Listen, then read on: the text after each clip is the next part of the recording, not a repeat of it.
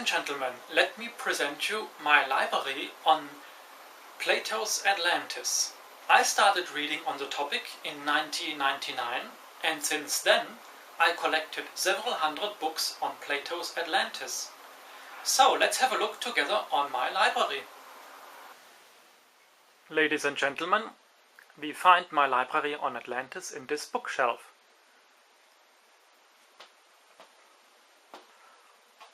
Books dealing directly with Atlantis are contained on the top shelf, the shelf below, and the shelf below, and the shelf next to it. Here, directly in front of us, we will find, for example, John Victor Lewes, Atlantis. Very famous book. John Victor Lewes thought that Atlantis was identical with the island of Santorini in Greece. We also find a book, Lost Atlantis, by James Bramwell, a more famous book in the Anglo-Saxon world, introducing to Atlantis and the problems about it. Also interesting is, for example, this book, The Ancient Explorers by Carey and Warmington, not dealing directly with Atlantis only on one page, but it is important to know which regions were explored by the Greeks at which time, if you want to know something about Atlantis. We also find then here Ignatius Donnelly, Atlantis, the Antediluvian World, and other books, novels on Atlantis, also very biased ideas here. Lewis Spence, History of Atlantis, not very credible, but also in this small booklet from Spiridon Marinatus, the text some words about the legend of Atlantis. He also thought, like John Victor Lewes, that the island of Santorini was Atlantis. There's also a small collection of DVDs on Atlantis. I like, for example, this movie, Atlantis, the Lost Continent. Not very reasonable, but you can enjoy it. Behind, we find the books from Sergio Frau, who thought that Sardinia was the island of Atlantis. But also a very rare and expensive book, Documents relatifs à Sais et ses divinités, by Ramadan el-Sayed. It means documents relative to the city of Sais and its deities. If you want to know something about the city of Sais, from where the Atlantis account comes from, this book is very important. But it is rarely known in the Atlantis community. There's also a book about Thor Heyerdahl. You know Thor Heyerdahl from his Kon-Tiki expedition.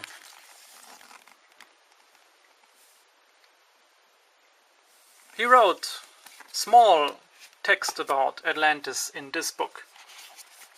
Here, the book I have now in my hands is my own book, Aristotle and Atlantis. Next to it, Herodotus and Atlantis. What they thought about Atlantis and what we can conclude from their text about Atlantis. Here we find also texts from Eberhard Sanger, who thought that the city of Troy was identical with Atlantis.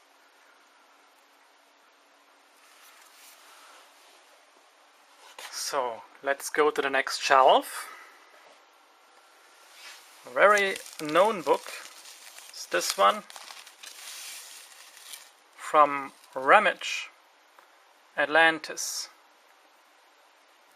He gathers several articles from scientific scholars who write about the literal and mythical aspects of Atlantis. Here's also the the proceedings of the Atlantis Conference of the year of 2005, gathering a lot of colorful ideas on Atlantis. Next to it, the known book from Kukal, Atlantis in the Light of Modern Research. Kukal has a very geological approach, trying to show that there is no place on the whole world where Atlantis could have been.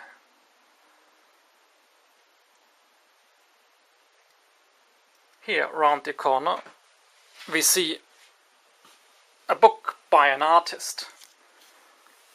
Here, Atlantis, containing inspiring pictures. Nice, but not reasonable. Let's go to the next shelf. What we find there? We find there books from Berlitz or Otto Muck, known widely in the community of those who deal with Atlantis, but they are not very reasonable, I must confess.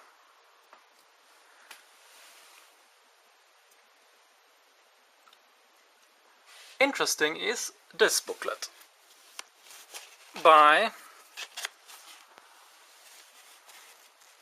Wilhelm Brandenstein, Atlantis.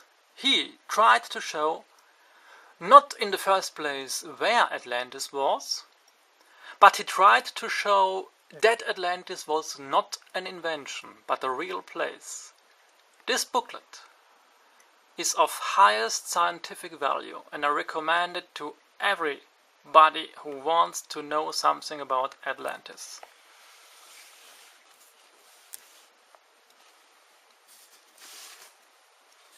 Here lying, we find the book Atlantis and Atlantic from Hans Pettersson. He tries to show, and with success, that Atlantis could not have been in the Atlantic. If it existed, it must have been elsewhere.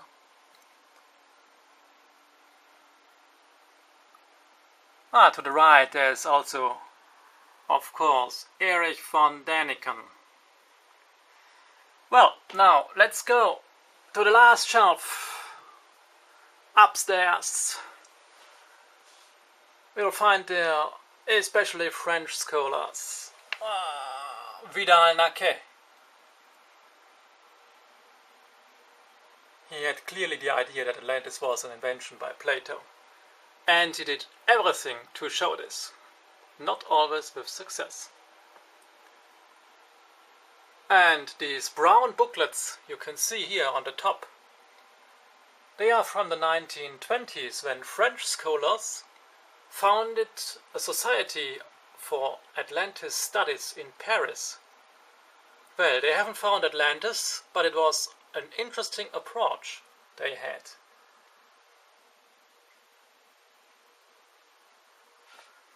As you can see, my bookshelf is very full.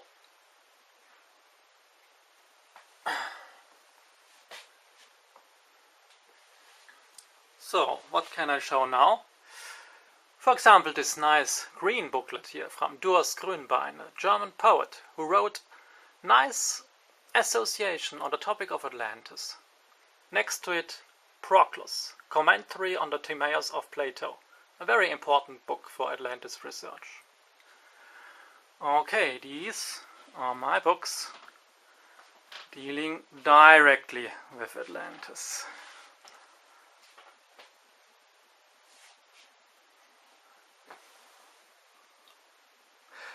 But there are, of course, books necessary to think about the question of Atlantis. Also, they do not deal directly with Atlantis. And these we find below. Below we find books about ancient Greece, Plato and Plato's mythology. Below of this we find books on ancient Egypt.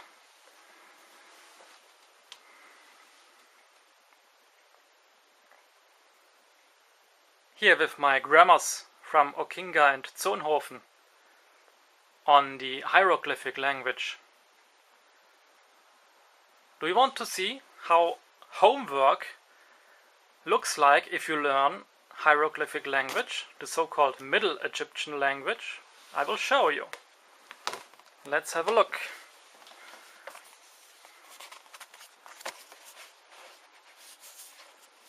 Looks like this. Here you can see.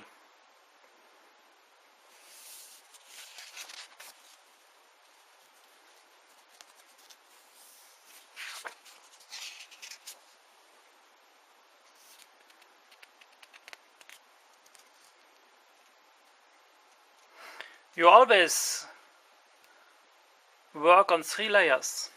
Layer 1 are the hieroglyphs themselves. The second layer below is the transcription with modern characters. And on the third layer you have your translation. In this case in the German language. Ladies and gentlemen, this was a short impression on my library on Plato's Atlantis. And I hope you enjoyed it. What you haven't seen so far are hundreds of books and especially articles saved on the hard drive of my computer. Especially the scientific literature on Plato's Atlantis is rarely published in books, but in articles in scientific magazines. You can find some of these articles to download for free on my webpage atlantisscout.de.